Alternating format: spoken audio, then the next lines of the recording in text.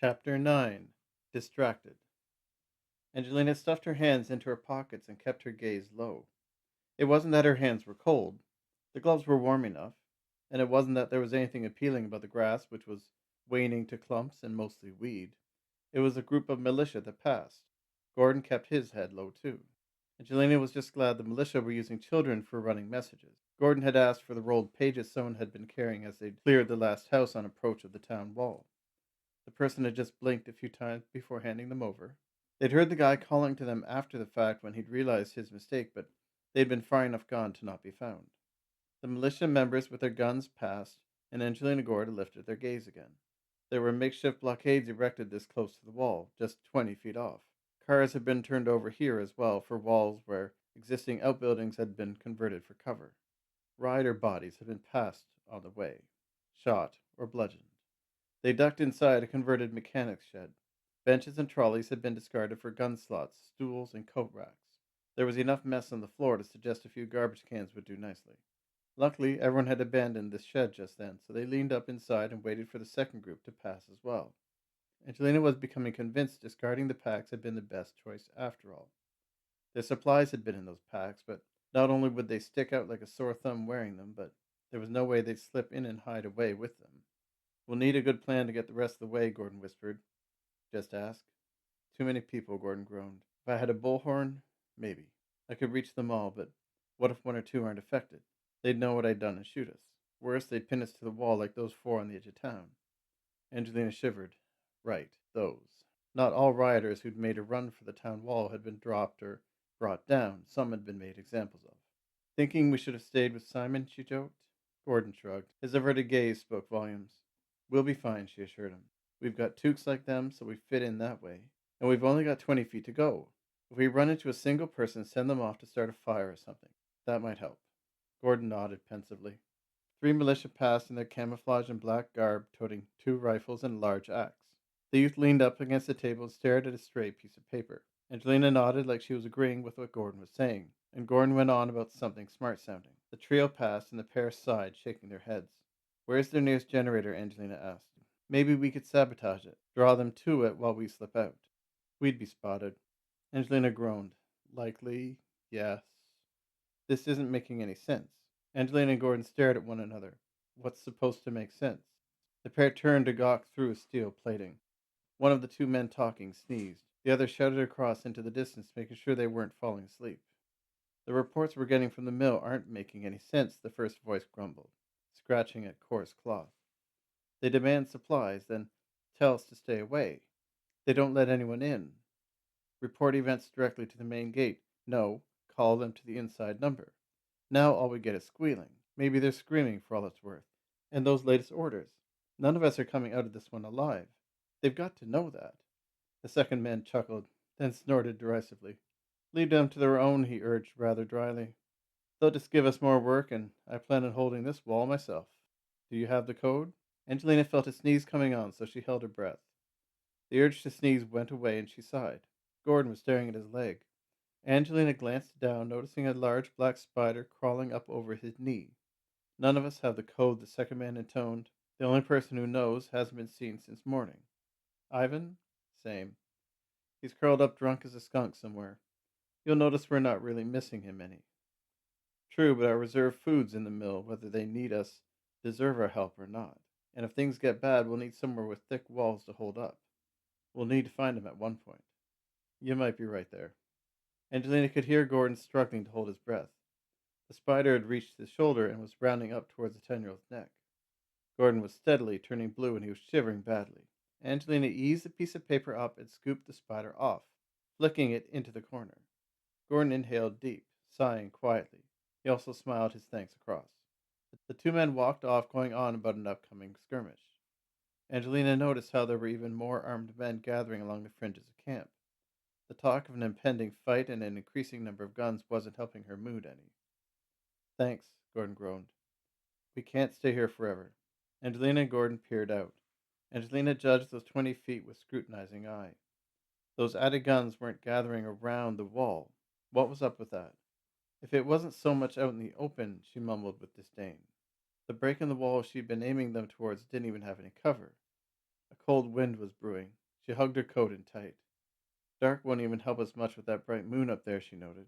Maybe we should just start walking and hope for the best? Good as anything else. Where do you think you're going? The question was shouted across, bringing both youths to attention. Angelina turned, unsure what else to do. Gordon swiped the paper roll from under her arm and held it across. The man who approached snatched it from his hands and quickly opened it up. While he and the 10 closest goons inspected the find, Angelina and Gordon quickly walked on. It's okay if we pass, Gordon mumbled as someone neared. The man with his crossbow held loose furrowed his brow and shook his head. Find somewhere to sit. Take a load off. The man just nodded and wandered away. Gordon and Angelina sped up. There were so many people watching them now, but those same people were seemingly watching everything. Anxious eyes darted from the town buildings to separate fires that had taken in different parts of town. Caterwauls and chanting had risen in places as well, and eager hands gripped their weapons of choice while quiet muttering spread.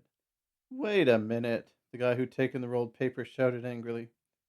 This is the same tube I directed back into town. What do you think you're up to? Hey, he shouted louder, having noticed them moved off. Stop them already, you buffoons. Guns were gripped and bows were brought around. Angelina even heard what sounded like a sword drawn, but before any of those armed men could reach for either youth, something exploded far left. There was the sound of something wood blown apart and landing in small splinters and large solid blocks, along with some shrill clanging metal. Angelina glanced over her shoulder like everyone else to see what could only be blue sparks reaching up into the sky. Then they were gone. The fire grew beyond a clump of colorful tents. Keep walking, came a hoarse whisper. Simon gripped both their arms and pushed them on.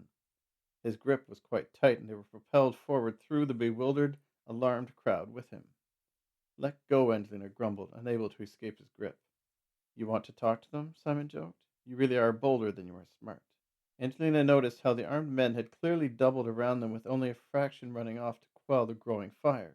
There were searching eyes scanning around and at them, but no one could seemingly see them. They were walking right past those same glares and frightened whispers, almost what? Unseen? Angelina stared back at Simon with a start. You can go invisible, she spat. Heads turned their way, and Angelina stared back in shock. Had she spoken too loudly? What was going on here? I go unnoticed, Simon quietly mumbled. As can anyone I'm touching. He squeezed harder, making Angelina wince. But I don't go unheard. They pushed on while people prodded the air where they'd been and muttered worried phrases back and forth. Some eyes followed where they'd gone as if wondering if they'd spot some future voice. Keep quiet, Simon quietly urged, and you might get out of town alive. Angelina understood danger. She was certainly feeling in danger, but her arm was hurting where Simon's grip was applied, and she didn't like being manhandled whether the man was 17 and rude or older and armed. They stopped as several men in their mismatched fatigues raced off the way they'd come. Shouts and grunts came from one tent to the right up against the inside wall. Men inside were drinking while others checked weapons and stowed gear in packs. I can still be seen, Simon grumbled to Angelina's glare. If they get too close, they'll both hear and notice us. Let go of me. If I let go, they'll spot you, Simon growled. Then they'll look more closely and spot me. And they shoot people they don't like this close to the wall, in case you haven't noticed. Then at least ease up your grip.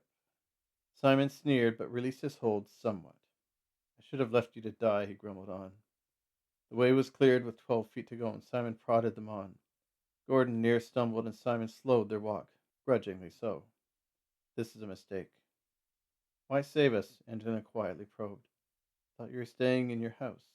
She raised her chin defiantly, still finding a pace a little quick for her. The wind picked up, and all three stopped, averting their faces. Damn, that was cold. Angelina noticed how Simon's jacket was pretty thin. It might have been a winter jacket once, but there was no liner, and it was 2 sizes too big for him. She felt a little pity for him at that. Patrols are starting into town, Simon grumbled. The wind died down a little, so they started forward again. He shivered and exhaled long. They ransacked the house, he added glumly, keeping his voice low. Nearly found me, too. No one's seen me there for a long time until you two showed up. Angelina shrugged. No one can hide forever. Gordon frowned, unspeaking. Yeah, well, Simon softly hissed. I was. They stopped again. This small group paused to sniff at the air, and the 3 youth backed up. The crunch of steps on drying grass and the schmuck of feet through soft mud drew eyes to the ground, and this group stepped forward after them. Simon guided them to one side and further back. Neither Gordon nor Angelina fought his movements. A whistle sounded, and the small group turned to stare off in its direction. The youth kept stepping back and around them. By the time the small group had turned back again, Simon had steered Angelina and Gordon past them and back on towards the wall. "They're making a move on the town," Simon explained, with 8 feet to go. The break in the wall was essentially wooden planks broken loose and pulled back. Metal sheeting had been pulled in and wrapped around the redirected boards. A well-worn walk path led through. "This is most likely just one of the many main forces they're sending in," Simon groaned on. "Crazies on the inside pushing out, and these jokers set for a fight against their own. Staying in a house wasn't safe anymore for anyone." Angelina hadn't figured the militia would care to press the crazies. She'd found it hard to accept they cared that much about anyone but themselves. "And you figured you'd run our way," Angelina quietly joked. "That's bolder than I'd figured for you." Simon's sneer was comical. "I'm walking you out, then splitting for it," he replied with a short snort. "You go your way, I go mine. That's the deal." "Thanks for helping us," Gordon offered. Simon dropped his gaze a moment. Angelina rolled her eyes, fighting the urge to gag the next words out. "We've somewhere you can sleep before splitting. You just don't want to get shot until you're out of range." Angelina shrugged defensively. "That would be a good side effect," she conceded. "But it also just makes sense. What happened to your gun, anyway?" "No bullets," Simon groaned guiltily. I overheard them saying theirs don't I overheard them saying theirs don't have much either. It's all for show, really. Well, except the higher ups in ranks. Should I say the loudest ones? They've got full clips." Angelina nodded. She hadn't considered their rifles wouldn't have bullets. The three youth paused at the opening to make sure the way was clear. In those long, tense seconds, Gordon grabbed a sheathed machete where it had fallen. He held onto it like his life depended on its existence. Just holding it to his chest seemed to double his confidence. Angelina grabbed a pack left in the dirt. There was such a sense of foreboding standing there. This wasn't just fear, it suddenly felt like there was only doom ahead and behind. But she refused to give up, however tempting it might become. She made a quick check of the pack. It was full of emergency food and a few supplies. A radio, too. She wondered if Gordon's voice could do much through the radio. Simon glanced around as if wishing he could pick up a weapon. He eyed his hands where he held onto the other two with disdain. Grumbling under his breath, he forged on, guiding Gordon and Angelina through the opening and out beyond with a sour expression. A few feet outside of town, they stopped again. Angelina turned cautiously around. The sense of foreboding was deepening to despair. There were people in the dark. She could smell their sweat and dirty clothes. There was movement in the dark. She could even hear canvas scraped on similar coarse material. Someone was sharpening a blade with a whetstone, but she couldn't see anyone, and her stomach felt strained. Dizziness was setting in at the same time. Angelina felt fear mount. She could still see her own arms and Gordon and Simon, but she couldn't see men with guns. Maybe Simon's ability to go unseen was spreading. She glanced across, swallowing anxiously. Simon and Gordon wore troubled expressions too, so it wasn't just her. There was some comfort to that, though not much. "What's going on?" she whispered across. Simon just shook his head. Gordon swallowed long. "Feels like I'm going to throw up," he mumbled, swallowing and inhaling deep. The machete slipped in his hands, nearly falling out. "I can barely stand." "Same here," Simon rued. Angelina pushed them on into the night. She could hear footsteps in the hard earth. The rock was kicked and rolled, hitting something wooden. More blades were ground sharper. Then gunfire erupted from inside town, followed by screams. Something exploded. Those with guns had started the assault. She assumed those without bullets were making use of anything they could find. "Walk faster," she urged. "We've got to be anywhere but here." "We've no clue where we're going," Simon grumbled. "It's too dark. I can barely feel my legs." Gordon stumbled and fell to his knees. Simon leaned, trying to support him. Angelina hauled them both up, fighting her own need to give in to an unreasonable fatigue. Her finger grip on her found pack was so weak. Fire blossomed in the distance. A straight line of flame cut across, drawing out writhing wails in the night. The steps that had crunched nearer drew back, followed by the sounds of cocked weapons and sharp inhales. Those flames crisscrossed in the dark a few times before sweeping across low. What could have been a flamed sword thrust speared something. It was like the night squirmed, sheathed in a blue flame, a moment before being extinguished. "What the fuck?" Simon mumbled. "I'm not going out there. Screw this." Gordon's breath was coming out in short, panicked bursts. "That's got to be them," Angelina reasoned. "Wizards in my vision are fighting. It's got to be them." Simon snickered derisively. "There's only one bit of flame out there." That's one source, not two. What's he fighting? I can't see anything unless you two can summon fire. I'm digging a hole and hiding till morning. Angelina closed her eyes. After her last vision had ended, what had happened as Starvin had risen? He was fighting what had come from those collapsed tents, wasn't he? They were walking into whatever he fought with a town gone mad behind them. Whatever had she gotten them into? We can't stay here, she mustered with courage she hadn't figured she'd find. She got them walking again, Gordon essentially being dragged. Simon's steps were taken in uneasy strides. If they are fighting something out there, then those same things aren't in the warehouse anymore, right? Our path to get there will be clear. Simon glared across. And how do you know that? Angelina couldn't believe Simon was such a wimp. He was older than either of them and taller. Then again, she remembered how he'd spent the last days, maybe even longer, hiding from the world. Still, she couldn't do this alone. Because that's what I'd do, she insisted stubbornly. Are you with me, Gordon? Gordon both shook and nodded his head. Angelina wondered what that meant. Simon just laughed incredulously. Let's get to the warehouses, she urged, refusing to give up. After that, we'll decide what to do. You've got to like that idea, she goaded Simon. Besides, she added internally, the further they got from the walls, the better her stomach and head felt. The sense of gloom was also lifting the further they got from that wall and those unseen threats. Simon was resisting. Angelina was wondering if they actually needed him anymore after all when the flame show returned. Fire erupted in a circular wall winding its way up and around a dark gray shape. Animal shapes could be seen wriggling and knocked aside from within. The flame wall collapsed with a resounding thud that shook the ground, creating something akin to a thunderclap. Those walls that collapsed shot outwards upon hitting the ground, spearing 3 more bits of night that sizzled, then returned to nothing that they'd been a second earlier. Angelina wanted to know how to do all that. There was a static buzzing in Angelina's ear. She turned, spotting a blue spark above, then bright white light. Spotlights started going on all along the wall. Guns were cocked and anxious shouts rebounded. Angelina pushed them further away from those weapons, both automatic and not. She realized at one point that her run was more of a stumble, and she turned, finding the town's searchlights a good distance behind them. With the smoke she saw climbing into the night sky and hungry flames licking at the rooftops, it seemed half the town was in flames. Screams could be heard carried on a sudden biting wind, and something exploded near where the auditorium would be. Angelina forced herself to keep hiking, though she started a slower pace. Gordon was nodding his thanks for the easier walk. Simon's steps remained quick and anxious. Angelina's right foot slipped on slick rock, and her legs were spread. She dropped to her elbows and back and slid, releasing an instinctive scream. The ft of an unseen arrow was short but noted. Her head turned, ending where the arrow would have landed. Angelina's eyes were wide. She'd figured they were out of range.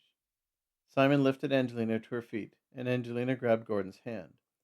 They quickened their pace once more, while more arrows landed, hitting dirt around them.